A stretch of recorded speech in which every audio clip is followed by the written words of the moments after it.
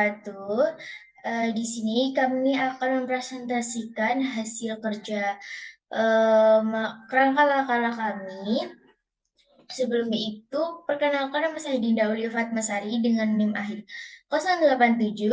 Dan saya Putra Yunitia Sarum dengan NIM akhir 086. Baik, langsung saja. Eh, Judul dari makalah kami ini adalah pengaruh penerapan strategi perawatan diri terhadap pasien diabetes. Dengan tujuan disusun untuk memenuhi tugas mata kuliah Bahasa Indonesia yang dibimbing oleh Dr. Muhammad Bayu Firmansyah, Magister Pendidikan. Makalah ini disusun oleh kami berdua.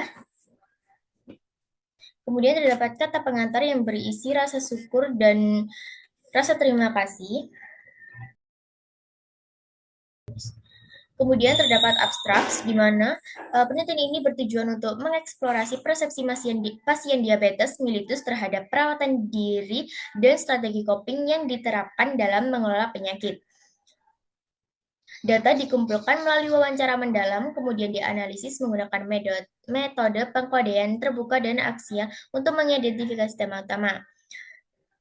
Hasil penelitian menunjukkan adanya perbedaan persepsi dan tanggung jawab dalam manajemen perawatan ini yang biasanya menghasilkan 3 tipe pasien, 1 manajer proaktif, 2 pengikut pasif, dan 3 nonkonformis.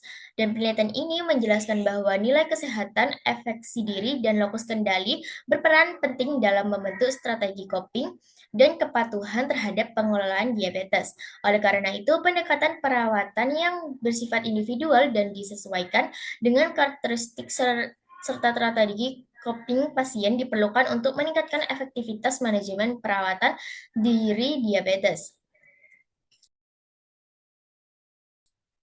Selanjutnya terdapat ringkasan, di mana penelitian ini meneliti bagaimana pasien diabetes memandang dan menangani perawatan diri mereka sehari-hari.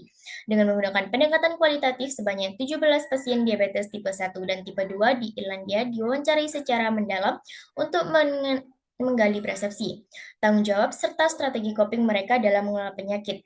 Sehingga misalkan analisis 3 tipe pasien utama, 1 proactive manager, yaitu pasien yang aktif, 2 passive follower, pasien yang mematuhi instruktur medis, yang ketiga non-konformis, yaitu pasien yang tidak konsisten menjalankan perawat. Dari hasil tersebut menunjukkan bahwa perbedaan strategi coping ini dipengaruhi oleh nilai kesehatan, efeksi diri, dan persepsi kendali terhadap penyakit. Karena itu, intervensi perawatan diabetes sebaiknya disesuaikan dengan tipe pasien dan strategi coping yang mereka miliki. Pendekatan individual ini dapat membantu meningkatkan kepatuhan, kontrol metabolik, dan kualitas hidup penelitian diabetes. Kemudian terdapat daftar isi yang terdiri dari kata pengantar, abstrak, ringkasan, daftar isi, dan bab 1 hingga bab 5 dengan subbab. Kemudian terdapat daftar pustaka. Kemudian masuk ke bagian bab 1, yaitu bab pendahuluan, di mana terdapat latar belakang. Diabetes mellitus merupakan salah satu penyakit kronis yang jumlah penderitanya terus meningkat di seluruh dunia. Penyakit ini memerlukan pengelolaan diri yang konsisten agar kadar glukosa darah tetap stabil dan komplikasi dapat dicegah. Dalam praktiknya, tidak semua pasien memiliki persepsi dan kemampuan yang sama dalam melakukan perawatan diri, dan sebagai pasien mampu menjaga pola hidup sehat melalui pengaturan makan, olahraga, dan manajemen stres, sedangkan sebagian lainnya mengalami kesulitan akibat kurangnya pengetahuan motivasi maupun dukungan sosial. Namun antara pengetahuan medis dan pengelolaan diabetes dan pemahaman pasien dalam menerapkannya dalam kehidupan sehari-hari, banyak pasien belum memahami pentingnya keterlibatan diri dalam keperawatan sehingga berdampak pada keberhasilan pengendalian penyakit. Oleh karena itu, penelitian ini penting mengeksplorasi secara mendalam bagaimana persepsi pasien terhadap perawatan diri serta strategi coping yang mereka gunakan dalam menghadapi penyakit diabetes mellitus. Dari latar belakang tersebut, kami memiliki 2 rumusan masalah. Yang pertama, bagaimana persepsi pasien diabetes mellitus terhadap perawatan diri. Kedua, bagaimana strategi coping pasien dalam menghadapi penyakit diabetes mellitus. Dan kemudian terdapat batasan masalah di mana penelitian ini difokuskan pada pasien diabetes mellitus yang menjalani pengobatan di wilayah Cork dan Dublin, Irlandia, khususnya pada klinik diabetes rumah sakit dan praktik dokter umum yang termasuk dalam East South and East Coast Area Health Board. Kemudian terdapat tujuan penelitian. Yang pertama, menjelaskan persepsi pasien diabetes mellitus terhadap perawatan diri. Dan yang kedua, mendeskripsikan strategi coping yang digunakan pasien dalam mengelola penyakit diabetes mellitus. Yang terakhir dari manfaat penulisan, yang pertama menambah wawasan ilmiah tentang perilaku kesehatan dan konsep perawatan diri pada pasien penyakit kronis. Yang kedua, memberikan masukan bagi tenaga kesehatan agar dapat memahami kebutuhan psikososial pasien dalam proses perawatan. Yang ketiga, memberikan masukan bagi tenaga kesehatan agar dapat memahami kebutuhan psikososial pasien dalam proses perawatan. Selanjutnya ada bab 2. Bab 2 itu ada tinjauan pustaka atau kerangka teori.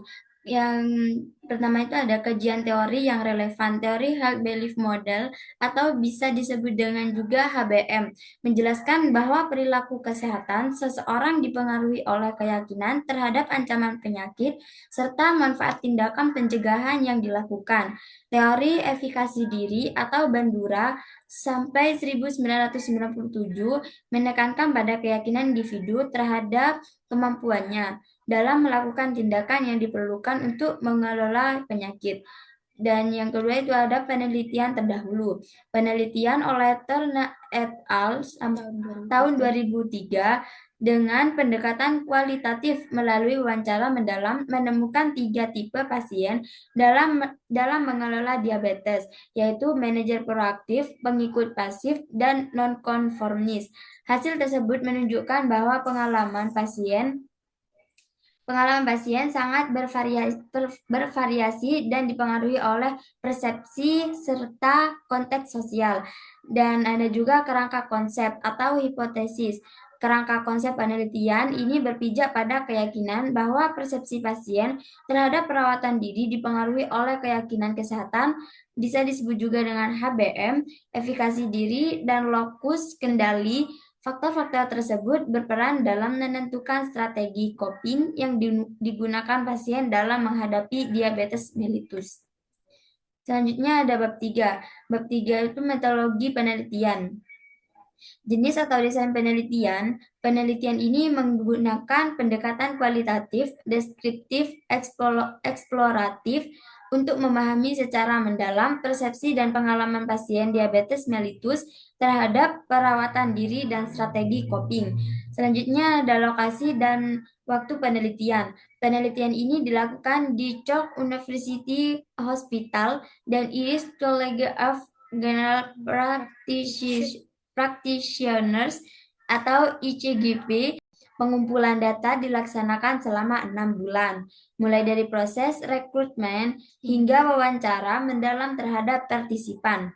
Selanjutnya ada sampel. Sampel itu partisipan penelitian berjumlah 17 orang pasien diabetes mellitus yang dipilih dengan teknik purposive sampling berdasarkan variasi usia, jenis kelamin, dan lama menderita penyakit.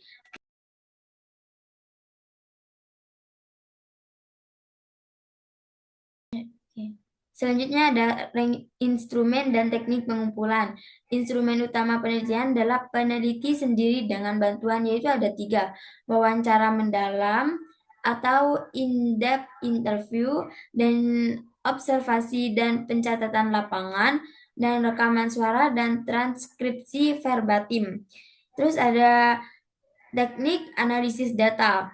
Analisis data dilakukan melalui open coding dan axial coding berdasarkan pendekatan grounded theory untuk menemukan tema dan pola dari pengalaman pasien. Data direduksi, dikategorikan, dan disajikan dalam bentuk tema naratif.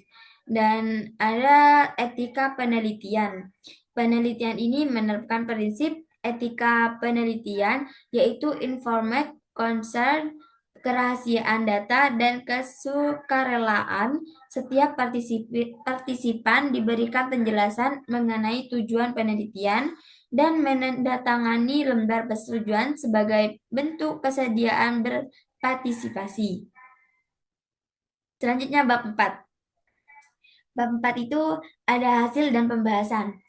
Yang pertama ada penyajian hasil penelitian berdasarkan hasil wawancara dan analisis, yaitu ada 3. Yang pertama ada pasien manajer proaktif, yang kedua pasien pengikut pasif, yang ketiga pasien nonkonformis. Terus ada pembahasan pembahasan. Hasil penelitian menunjukkan bahwa persepsi pasien terhadap perawatan diri sangat dipengaruhi oleh efikasi diri dan lokus kendali. Pasien dengan efikasi diri tinggi lebih mampu beradaptasi dan menjalankan perawatan secara mandiri. Kemudian terdapat bab 5, yaitu bab penutup, di mana simpulannya berdasarkan hasil pembahasan, itu persepsi pasien diabetes mellitus terhadap perawatan diri sangat bervariasi, tergantung pada keyakinan pribadi, pengalaman, serta dukungan sosial yang dimiliki. Kemudian terdapat saran untuk saran praktisnya, bagi tenaga kesehatan perlu memberikan pendidikan kesehatan yang berorientasi pada pengalaman dan kebutuhan pasien secara personal, bukan sekedar instruksi medis.